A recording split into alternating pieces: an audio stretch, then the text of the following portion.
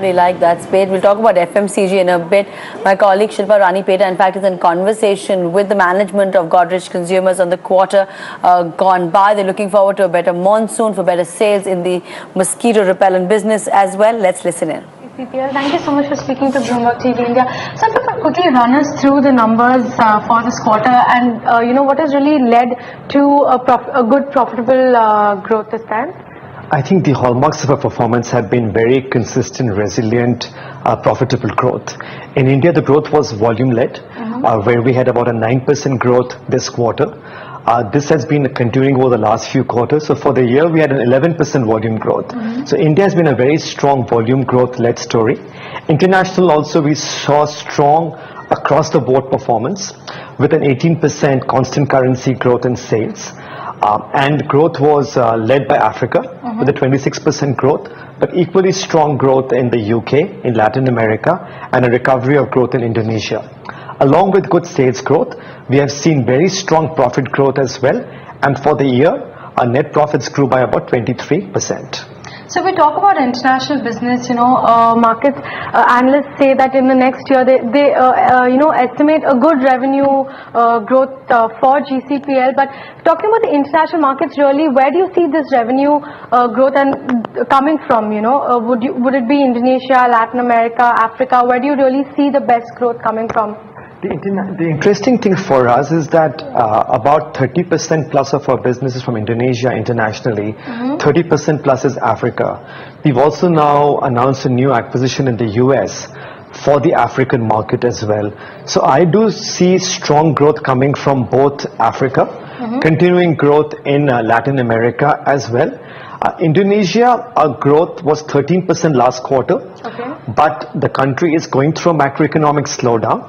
So I think if we can maintain this mid-teens kind of a growth, that would be a good outcome for the Indonesia business as well. And what's interesting is that because of the strength of nature acquisition, international as a whole will become a larger part of our business going forward than the India domestic business. And talking about the India domestic business, what's your outlook like for this fiscal? Our hope is that the performance this year should be better than the previous year, though for the next 3 or 4 months, we don't see too much opportunity for improving our performance. The markets are still a bit under stress, particularly because of the rural slowdown, which has been even worsened by the drought situation in some rural markets.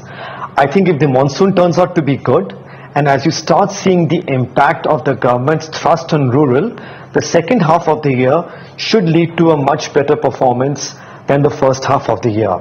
And the current forecast from, I think, the weather industry seems to be is that because of the El Nino effect, the next 3 or 4 years should be good from a monsoon perspective.